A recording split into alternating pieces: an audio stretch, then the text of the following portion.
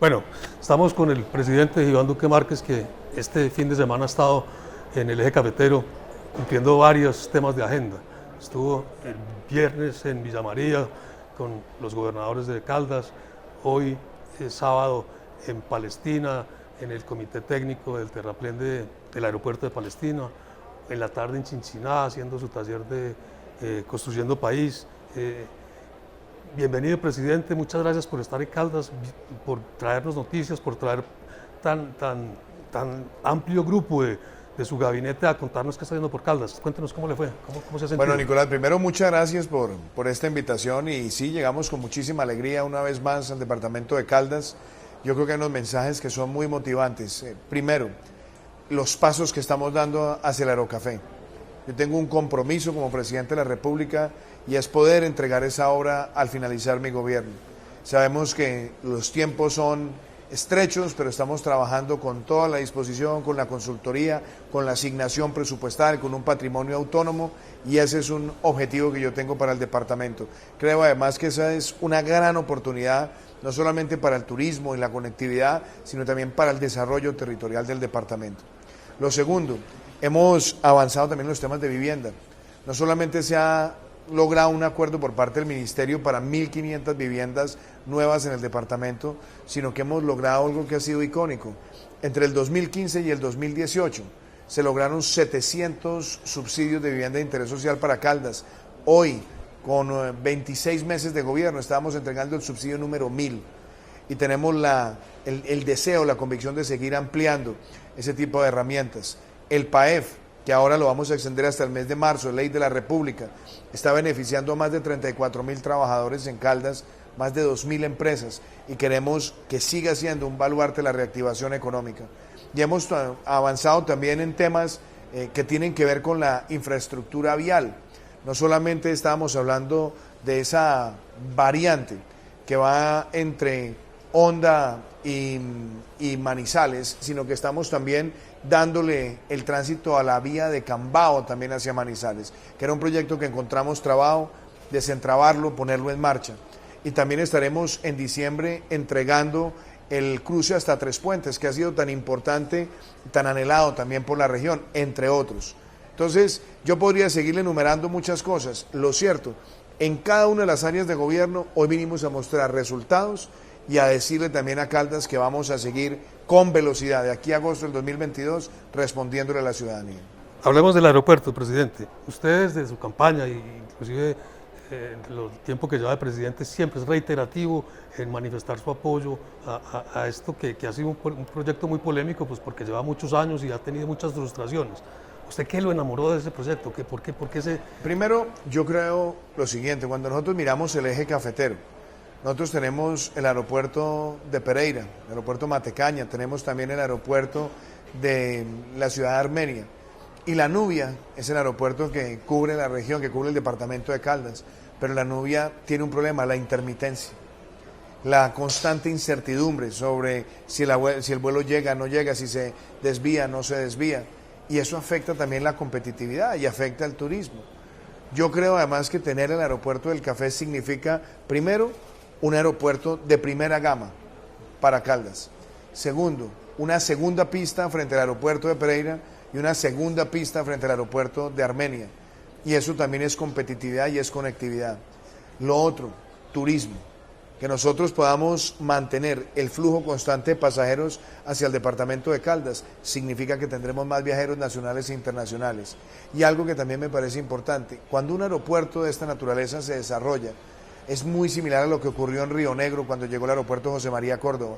Es casi que un nuevo polo de desarrollo también para el departamento de Caldas y eso puede ser además muy atractivo porque veremos más ciudadanos del resto del país considerando la opción de venir, instalarse acá, invertir acá, empresarios en hacer grandes desarrollos para los próximos años.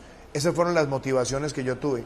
Pero algo que también ha sido muy importante, Nicolás, aprender de los errores del pasado. Un patrimonio autónomo se creó con toda la supervisión para que los recursos lleguen directamente a la obra. Una consultoría de primer nivel donde ha estado también la CAF, donde nos ha acompañado el Reino Unido y sobre todo una hoja de ruta crítica para que el proyecto lo podamos tener terminado en el año 2022. Hay un tema ahí que usted lo menciona y es la confianza. Un proyecto que ha tenido tantos tropiezos y mucha gente le pierde confianza. Usted menciona que ya tiene la plata, hay una fiducia que tiene, digamos, el cierre financiero para la primera Ya están etapa. las vigencias futuras también. Pero ¿cómo garantizamos que técnicamente lo que está diseñado sí va a funcionar y no como la vez pasada? Y segundo, que la plata se la gasten bien. A ver, yo creo que hay un tema importante y es el gobierno nacional. Aquí está el gobierno nacional asumiendo y respondiendo por este proyecto. Y estaré yo como jefe de Estado encima de este proyecto. La ministra Ángela María Orozco todas las semanas tiene comité gerencial haciéndole seguimiento a este proyecto. Este será el primer aeropuerto nuevo que se hace en Colombia prácticamente en 4 décadas. Por eso es la importancia que tiene. Entonces, ahí estaremos nosotros con supervisión, con gestión, con gerencia, pero además con el acompañamiento de la Contraloría General de la Nación, como lo dijo hoy el doctor Carlos Felipe Córdoba. Y yo creo que eso es algo también muy positivo. Y lo otro, que a mí me parece muy importante en la generación de confianza, es que este proyecto por muchos años fue polémico y atacado por unos sectores de la población en el departamento. Y yo recuerdo que se utilizaba una frase que era: el proyecto es inviable. Cuando yo llegué a la presidencia, alguien me dijo: el proyecto es inviable. Yo dije: no, no es inviable, es costoso, que es distinto. Como son costosos los proyectos aeroportuarios en muchos lugares del mundo por las complejidades geográficas. Pero el departamento de Caldas no se puede quedar con un aeropuerto que por las condiciones atmosféricas y climáticas no se sabe si va a estar abierto durante todo un día, porque eso afecta la certidumbre de quien quiere venir a hacer negocios, a visitar. Entonces, buscar un aeropuerto de primera línea, comprometernos en sacarnos adelante, para mí es un mensaje claro a Caldas de que nos la vamos a jugar por este desarrollo. Ese acompañamiento del Contralor seguramente va a ser muy importante para la confianza de que la plata se invierta. Yo creo además que ha sido muy positivo. Fíjense, cuando nosotros empezamos el gobierno encontramos el proyecto del túnel de la línea prácticamente parado. Llevaba parado meses. No tenía la plata asignada para terminarse. Nosotros desentrabamos, asignamos los recursos y nos pusimos la tarea de terminar esa obra. Y nos acompañó también la Contraloría. Nos acompañó en todo el proceso. Nos acompañó en la gestión ambiental, en la gestión de predios, en los programas de reforestación. Y lo sacamos adelante. Concluimos el túnel de la línea. Y en el primer trimestre del año entrante, que también va a incidir positivamente en el departamento, estaremos entregando el cruce completo de la cordillera central entre Cajamarca y Calarcá, donde hay más de 20 viaductos y donde vamos a tener también un número importante de túneles para que semejante proyecto, semejante mensaje, donde nosotros acercamos el territorio utilizando la mejor ingeniería, es viable. Y ahí esa labor pedagógica de acompañamiento y de minucioso examen por parte de la Contraloría fortalece la capacidad de ejecución. El Contralor ahí como haciéndole el reconocimiento a usted hoy en el Comité Técnico propuso que el aeropuerto se llamara Aeropuerto del Café Iván Duque Márquez. ¿Usted cómo le parece esa propuesta? Primero me pareció un gesto de generosidad de parte de él que yo lo agradezco. Varias personas también se expresaron así. Yo en eso soy prudente. Mi mayor incentivo es que la obra termine. Yo quiero dejarle ese gran mensaje a Caldas, yo quiero dejarle esa obra a Caldas. Ya cualquier otro tipo de decisión que la tomen libremente los caldenses. Bueno, presidente, ese es un hecho metropolitano como pocos, yo creo que porque es un aeropuerto que va a estar en Palestina, sirviendo a Manizales, y está también funcionando el proyecto del área metropolitana de Manizales con los 4 municipios colindantes. Desde el gobierno nacional, ¿usted cómo ve ese proyecto? A mí me parece bien, porque el país ha visto que las ciudades crecen. Las ciudades han crecido mucho en los últimos 30 años. Uno ve el ejercicio que se ha logrado, por ejemplo, en Medellín. En Medellín el área metropolitana ha sido un éxito. Ha sido un éxito en la gestión, en la planificación y permite armonizar el desarrollo de la ciudad principal con los municipios aledaños. ¿Por qué? Porque se vuelven interdependientes. Lo que pasa en Medellín también depende de lo que pase en Bello o en Itagüí. En el caso particular del departamento de Caldas, Manizales ha crecido mucho y pensar en un área metropolitana no solamente es para atender una necesidad de hoy, sino para planificar aún mejor el mañana. A mí me parece que eso está bien. Me parece además que permite unificar políticas públicas, porque muchos de los males que han tenido ciudades es que empiezan a crecer hacia los lados y empiezan a crecer con desigualdades. Entonces hay personas que hacen grandes inversiones inmobiliarias en el municipio aledaño y terminan pagando un impuesto predial rural cuando perfectamente están viviendo en las proximidades de una ciudad, y eso también permite armonizar la política de manejo de la tierra, del pago por el impuesto predial, del pago por la industria y comercio, y ordena mucho mejor los planes de ordenamiento territorial, valga la redundancia. Así que a mí me parece que ese es un muy buen proyecto. Y algo que de pronto también quisiera yo señalar, la importancia de esto es para que la ciudad crezca mejor hacia el futuro y crezca con menos desigualdades hacia el futuro y permita ordenar desde el punto de vista ambiental, social y de manejo del agua lo que será una expansión que seguramente en cuestión de 2 o 3 décadas será el doble de la población que tenemos hoy. Manizales tiene también una ambición desde hace rato de tener un sistema integrado de transporte que funcione, que sea eficiente, que sea limpio, que tenga cables.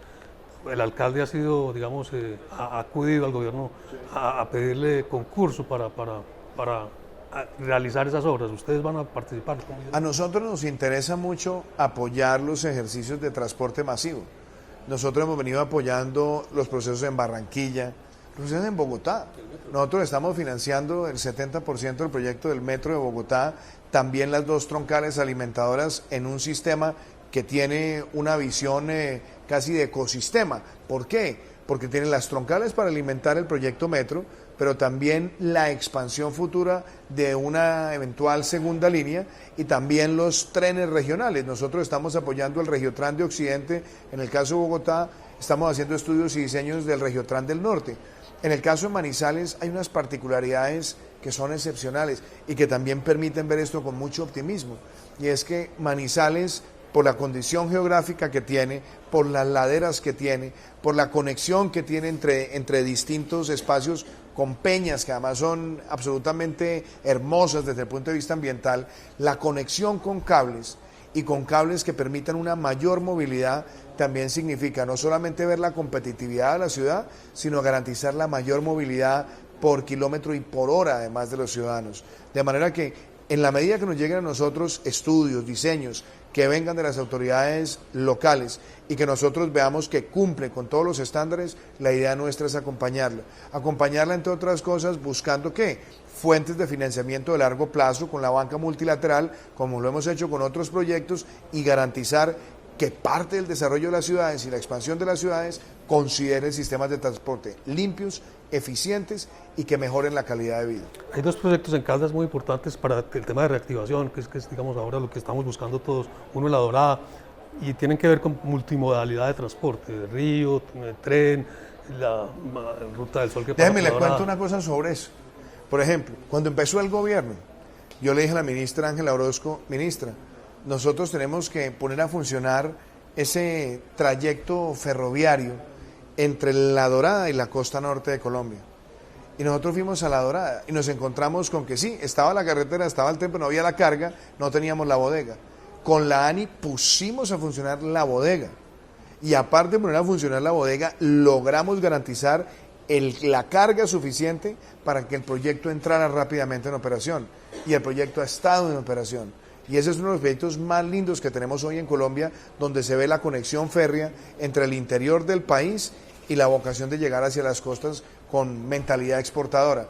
Ahora, en el tema del río, nosotros tenemos un reto. Hay que avanzar rápidamente con la licitación de la navegabilidad. Y claramente nosotros esperamos licitar y adjudicar el año entrante. ¿Cuál es el primer reto? ¿Dónde tenemos hoy mayor navegabilidad, mayor calado, mayor profundidad? Entre Barrancabermeja y Barranquilla. Pero siempre va a estar la solicitud, ¿por qué no pensamos en extenderlo un poco más y que llegue a La Dorada? Yo creo que parte de aprender de los errores del pasado es que el proyecto tiene que empezar primero donde tiene mayor viabilidad. Y sobre la base de que se haga la licitación, se haga la adjudicación, se avance en la navegabilidad, es mucho más fácil, una vez desarrollado esa primera parte, mirar hacia la conexión con el Magdalena Medio. Yo sé que eso puede ser polémico, pero es preferible decir las cosas con esa claridad a jugar a una ilusión, que fue lo que pasó durante tantos años, donde teníamos unas diferencias abismales de calado. Porque lo que se dice es que se puede hacer navegabilidad entre La Dorada y Barrancabermeja, seguramente, pero los problemas de calado que no están todavía todos solucionados, puede llevar a que tengamos unos sobrecostos tremendos o lo que es aún peor, un mayor retraso. Entonces, por eso la decisión que tomamos, vamos a concentrarnos donde esté mayor navegabilidad, pero eso no quiere decir que estemos cerrados a la banda, a que una vez avanzado ese tramo podamos mirar cuáles son las diferencias en calado y profundidad hacia el Magdalena Medio. Y bueno, y el otro era el de la zona del 41, que es el río Cauca, donde digamos, está el proyecto del tren de Buenaventura algún día, conectarlo hasta Medellín. Eso sería, digamos, de muchísima utilidad para la logística que se maneja en el país. Sí, ahí, por ejemplo, lo que hay que mirar, la multimodalidad es fundamental, pero la multimodalidad hay que examinarla con 3 criterios. 1, velocidad. 2, capacidad. Y 3, movilidad de carga. Nosotros nos damos cuenta que en el caso del transporte carretero en Colombia, el 70% de la carga en el país se mueve por el sistema carretero. Y nosotros nos damos cuenta que para quien no tiene la presión de tanta velocidad, se pueden movilizar mayor nivel de tonelaje desde el Magdalena Medio hacia la costa, desde Barrancabermeja hacia la costa, pero no hay una presión de tiempo. Si hay presión de tiempo, hoy necesitamos transporte carretero. Y desde el punto de vista de tonelaje, el sistema férreo puede ofrecer mayor capacidad que la que ofrece un camión, pero también tenemos complejidades geográficas en términos de tiempo que pueden acarrear mayores costos. Por eso la multimodalidad no se puede ver con un solo prisma, sino la combinación por rutas, por espacio y por nivel de carga. Yo tengo la ilusión de que nosotros podamos revivir el sistema férreo del país poco a poco. Ya lo que ocurrió en Caldas, desde La Dorada hasta la costa norte, en materia de transporte de café y también de algunos combustibles, a mí me parece que empieza a abrir el espacio y la viabilidad. Nosotros empezamos eso hace casi un año y hoy estamos viendo continuidad. En la medida que este proyecto empieza a dejar las utilidades proyectadas por la ANI con el esquema de concesión, yo estoy seguro que habrá más apetito para desarrollar otras rutas. Cambio de tema, presidente, tema COVID. Vamos este fin de semana a llegar a 1 millón de contagiados en Colombia. Somos de los países que más contagios tiene en el mundo. Digamos, en términos absolutos son cifras muy altas. Pues es que yo creo que ahí hay un problema también de conceptualización. ¿Cuál es? Usted dice, Colombia va a llegar a 1 millón de casos. Colombia va a llegar a 1 millón de casos acumulados en 7 meses. Colombia tiene hoy casos activos que son realmente bajos en proporción por millón de habitantes con otros países del mundo y de América Latina. Colombia tiene hoy más del 90% de personas recuperadas y nosotros hemos logrado mantener tasas de letalidad bajas comparativamente con el mundo, tasas de muertes por millón que están por debajo de Perú, de Chile, de Ecuador, de Bolivia, de Argentina, de Panamá, de México y ni qué decir de países de Europa, tasas de contagio por millón de habitantes que también son bajas comparativamente con otros países, pero con un elemento adicional, duplicando las unidades de cuidado intensivo y con otro elemento adicional, aumentando la recuperación y con más del 90% de la economía funcionando. Eso a mí me parece que da un mensaje claro porque la pandemia no se ha ido, ni se va a ir, y mayores casos nos vamos a encontrar. Pero otra decisión que ha tomado Colombia es hacer muchas pruebas.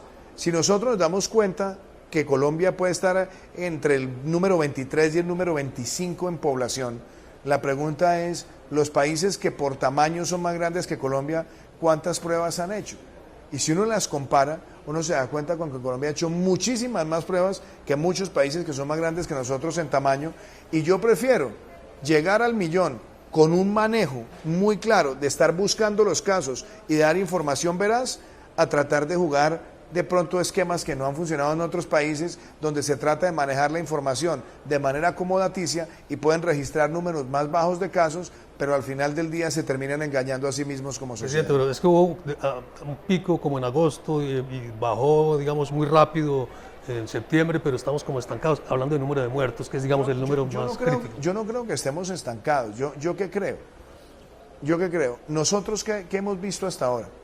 Colombia pasó por un pico muy duro, pero Colombia, ¿qué logró? Colombia logró en estos 7 meses duplicar las UCIs. Es decir, Colombia pasó de 5.100 UCIs o 5.300 UCIs a casi 11.000 UCIs hoy. Eso es casi 21 UCIs por 100.000 habitantes. No hay otro país de América Latina que tenga esa proporción. Es decir, en eso lo hicimos bien. Segundo, nosotros fuimos recuperando actividad productiva prácticamente desde el 27 de abril, desde el 11 de abril, para ser más precisos, donde llegamos al 1 de septiembre con el 90% de la economía abierta. Presidente, pero déjeme, yo le digo, desde ahí hasta hoy, el número de casos por día ha mostrado una tendencia a la baja. El número de muertes por día ha mostrado una tendencia a la baja. ¿Qué lo afecta? Aglomeraciones. Cuando hemos visto altos niveles de aglomeración, inmediatamente vienen pequeños retrocesos. Eso nos tiene que servir a todos de alerta para que no las propiciemos y nosotros podamos seguir recuperando la actividad económica, adaptándonos a vivir con la pandemia. cuando la gente ve que en Europa hay rebrotes y que estamos medio estancados en la disminución del número de muertos, mucha gente se pregunta, ¿nos van a volver a confinar? ¿Vamos a tener que Pues llegar es que la respuesta es muy elemental. Si nosotros empezamos a hacer un proceso segmentado, que fue la razón como fuimos abriendo nuestra economía hasta llegar a más del 90%, donde nosotros decíamos, aquí no hay un criterio unificado como país, sino tenemos que ver dónde están creciendo los casos. Justamente por eso hicimos cercos epidemiológicos, justamente por eso desarrollamos la iniciativa PRAS, para hacer pruebas, rastreo y aislamientos selectivos. Por supuesto, si nosotros vemos que en algún lugar de la geografía hay situaciones críticas, intervenimos. Y de hecho muchas de las intervenciones que se hicieron, inclusive en ciudades como Cartagena, en momentos muy duros, o en Barranquilla, no acarrearon cierres generalizados, sino intervenciones puntuales donde veíamos que se estaban concentrando los casos. Ese ha sido el manejo inteligente también que hemos tenido de la pandemia. No, todos hemos vivido con una pandemia más de 7 meses, pero vemos países que cerraron demasiado rígido, no fueron haciendo una reactivación paulatina. Cuando la hicieron, que la tuvieron que hacer por la presión ciudadana, se dispararon los casos, las muertes y los contagios. Nosotros lo que hemos logrado también es una capacidad de adaptación como sociedad donde prima la cultura ciudadana, el uso del tapabocas, el distanciamiento físico, el lavado de manos y el rechazo también a la aglomeración. Presidente, usted cuenta lo que se ha hecho bien. ¿Qué cree que se pudo haber hecho mejor para manejar esta pandemia? Nicolás, yo creo lo siguiente, yo lo puedo decir acá, no pretendo con eso entrar en una controversia con la justicia, pero yo, por ejemplo, digo una cosa, el fallo que tuvo que ver con la restricción a la movilidad de los mayores de 70 años, a mí me parece que trajo resultados negativos. La prueba se ve. Antes de que llegáramos a esa decisión, nosotros veníamos con un mensaje pedagógico, sabiendo que es incómodo para las personas mayores de 70 años, pero teníamos unos niveles de mortalidad y de letalidad en ese segmento de la población que estaban relativamente bajos. Cuando se da la decisión, para muchas personas la interpretación es podemos hacer lo que queramos y muchas personas se sintieron en una posición de excesiva libertad y hasta desafiante frente a la enfermedad. Y esta es una enfermedad donde la evidencia lo dice todo, Nicolás. Más del 50% de los muertos en Colombia son mayores de 70 años. Y entre mayores de 70 y mayores de 60 está más del 85% de los muertos en el país. Entonces, esta es una enfermedad que castiga muy duro a estos sectores de la población. Y yo creo que en la medida que uno logre entender que ahí es donde está el mayor efecto en la letalidad y asumamos que tomar decisiones para aislar de manera preventiva a este sector, lo que se busca es salvar vidas y no incomodar, yo creo que hubiéramos podido de pronto tener una menor cifra de mortalidad. Y finalmente, presidente, Colombia entiendo que tiene ya acuerdos con algunos fabricantes de vacunas de los que están en pruebas en fase 3. ¿Cuándo podríamos esperar que en Colombia se empiece a aplicar? Esa es una buena pregunta porque, a ver, primero nosotros entramos en la estrategia COVAX, que es la Coalición Mundial de Acceso a Vacunas. Nosotros tenemos en este momento ya comprometido el acceso a cerca de 10 millones de vacunas, entre otras cosas porque nadie puede comprar a través de COVAX más del equivalente al 10% de su población. Y eso para nosotros es una garantía importante porque permite que la coalición tome decisiones estratégicas, sobre todo en beneficio de los compradores. Pero también venimos adelantando aproximaciones de carácter bilateral, como lo han hecho otros países, también para evaluar cuáles son las farmacéuticas que están más desarrolladas en las fases. ¿Cuál es mi opinión? Hay que ser optimistas, pero en esto no podemos ser triunfalistas. ¿Por qué? Las vacunas han sido procesos históricamente muy lentos. Y no son lentos porque haya, ¿qué dijera yo?, haya desgreño o haya burocratismo, no, son lentos porque requieren un altísimo nivel de prueba y necesitan muchos exámenes clínicos. Nosotros ya estamos haciendo exámenes clínicos en Colombia con la Organización Panamericana de la Salud y con algunas farmacéuticas. Pero si usted me pregunta a mí, yo creo que antes de junio del año entrante, nosotros no vamos a estar viendo ninguna vacuna desarrollada en el mundo. Si llega antes, ojalá, nos motiva, pero yo prefiero no asumir que la vamos a tener antes. Yo prefiero que nosotros nos adaptemos a un periodo que puede ser largo hasta junio del año entrante y prefiero sorprenderme alegremente si es que sale antes la vacuna. Pero mientras tanto, tener toda la logística, la capacidad y la interacción económica, suponiendo que tenemos que tener una alta interacción con este tipo de enfermedad, donde la cultura ciudadana nos ayuda a prevenirla y donde además todos sabemos que los protocolos de bioseguridad nos garantizan un mejor procedimiento. Presidente, pues muchísimas gracias en nombre de los caldenses por todas las intervenciones de ustedes, su equipo de gobierno, con toda la Nicolás, muchas gracias. Y por esta entrevista, pues siempre comprometidos. Muchísimas gracias. Muchísimas gracias. Es muy amable.